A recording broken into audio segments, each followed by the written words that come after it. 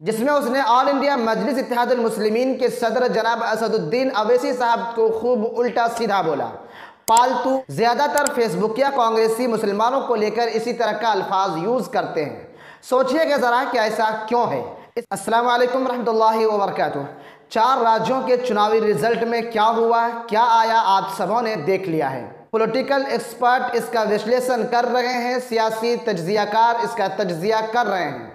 जीतने वाले के सपोर्टर अपने तरीके से तज्जिया कर रहे हैं, हारने वाले के सपोर्टर अपने तरीके से तज्जिया कर रहे हैं। अभी एक कांग्रेसी का फेसबुक पर एक पोस्ट देखने को मिला, जिसके बाद मैं ये वीडियो बना रहा हूँ, जिसमें उसने ऑल इंडिया मजलिस इत्तेहादुल मुस्लिमीन के सदर जनाब असदुद्दीन अवैसी साहब को खूब उल्टा सीधा बोला, पालतू, मवेशी, मुसंगी जैसे अल्फाज का इस्तेमाल किया। ज़्यादातर फेसबुकिया कांग्रेसी मुसलमानों को लेकर इसी तरह का अल्फाज यूज़ करते हैं।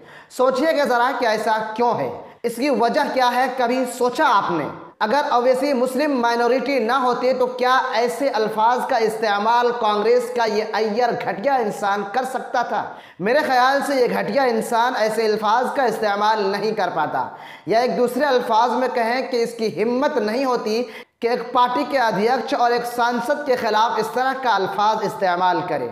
मध्य प्रदेश और राजस्थान में कांग्रेस को बुरी तरीके से मुंह की खानी पड़ी। एमपी में सपा और जदयू चुनाव लड़ी और राजस्थान में चंद्रशेखर आज़ाद की आज़ाद समाज पार्टी, बसपा और आरएलडी चुनाव लड़ी। क्या ये लोग इनको भी ऐसे ही अल्फाज से नवाजेंगे? गारंटी दे सकता हूं कि इनकी हिम्मत नहीं होगी, क्योंकि ये बहुसंख्यक वर्ग से ताल्लुक़ रखते हैं। इन सब को देखते हुए ये बात आसानी से समझी जा सकती है कि इनके जैसे लोगों को मुस्लिम लीडरशिप से समस्या है, क्योंकि लीडरशिप विकसित होने से कम कोई बंधुआ मजदूर तो नहीं रहेगा। इनकी मानसिकता ये होती है कि मुस्लिम माइनॉरिटी है तो बंधुआ मजदूर ही रहे, जिसमें इनकी अपनी स्वतंत्र सोच और पहचान ना हो। ये लोग एक शब्द मुसंगी यूज़ करते हैं, इनसे पूछो ये मुसंगी क्या होता है तो इनके पास इसका कोई जवाब नहीं होता है और गोल गोल करते हुए मिलेंगे। दरअसल इन जैसों की मानसिकता होती है कि मुसलमानों को किसी टाइप्ड इमेज में बांध दिया जाए जिससे नेगेटिविटी का इजहार होता हो।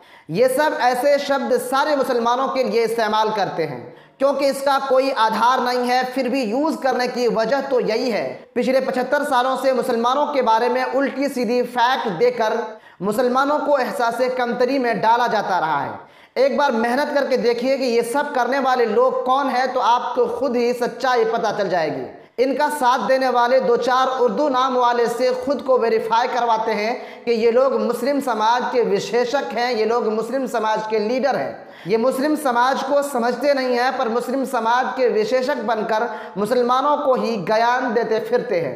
अरे भाई, आप 10-20 मुसलमानों को जानते हो और हम लोग 20,000 को व्यक्तिगत तौर पर जानते हैं। उसी समाज में पले बड़े हैं, उस समाज का सामाजिक, आर्थिक, राजनीतिक मुद्दा आपसे बेहतर जानते हैं और हमको ही उस समाज को लेकर ज्ञान देने चले हो।